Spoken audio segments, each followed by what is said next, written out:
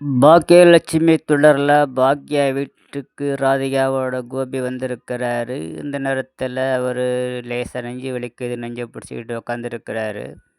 அப்போ அவர் நடிக்கிறாருன்றது பாக்யாவுக்கு தெரியுது.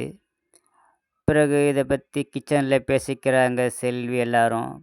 அவர் ஏதோ அவங்க அம்மாக்கிட்டேருந்து ராதிகாவை காப்பாற்றுறதுக்காக அவர் நெஞ்சு வலிக்கிற மாதிரி நடிக்கிறாருன்னு எனக்கு தெரியும் அப்படின்னு ராதிகா சொல்கிறாங்க. இப்போ ராதிகா இந்த வீட்டில் வந்து உங்களுக்கு வருத்தம் இல்லையான்னு கேட்குறாங்க. எனக்கு வருத்தம் கிடையாது, எனக்கு ஒன்றும் பிரச்சனை கிடையாது. அத்தை அவங்க என்ன பண்ண போகிறாங்கன்னு தெரியல அப்படின்னு ராதிகா பாக்யா சொல்கிறாங்க. பிறகு அங்கே இருக்கிற கோபி, நான் இங்கே இருக்கிறதுல உனக்கு ஒன்றும் பிரச்சனை இல்லையான்னு கேட்குறாரு. அதுக்கு நீங்கள் இந்த வீட்டில் இருக்க நான் வாடகை தரணும் அப்படின்றாங்க. ஈஸ்வரி அதிர்ச்சி ஆகுறாங்க. எவ்வளோ வாடகை தரணுன்னு கேட்குறாங்க.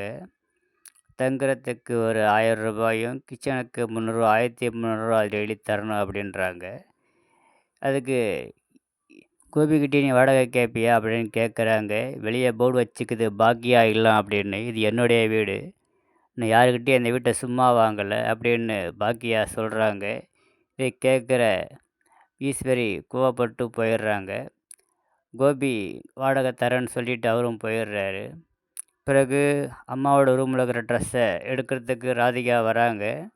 கோபி அவர் ரூமில் தான் தங்குவான், அவனால் மேலே ஏற முடியாது அப்படின்றாங்க. நான் அவர்கிட்ட சொல்லிட்டேன், மேலே தான் தங்க போகிறோம், ஏற்கனவே நான் தங்கியிருந்த இடத்துல அப்படின்னு ராதிகா சொல்கிறாங்க. பிறகு அங்கே மையும் கோபியும் வராங்க. அவங்க கோபியோட ட்ரெஸ்ஸை எடுத்துகிட்டு மேலே போயிடுறாங்க. சரியில்லாத நீ எப்படா மேலே போய் இருப்ப அப்படின்னு கேட்குறாங்க. இல்லை நான் பார்த்துக்கிறேம்மா அப்படின்னு சொல்கிறாங்க. இனியா கிட்டவும் ரூமில் மைவை தங்க வச்சுக்கிறியான்னு கேட்குறாரு கோபி. அதுக்கு இனியா ரூமில் தங்க வச்சுக்க முடியாது, அம்மா என் கூட இருக்கிறாங்கன்னு இனியா சொல்லிடுறாங்க.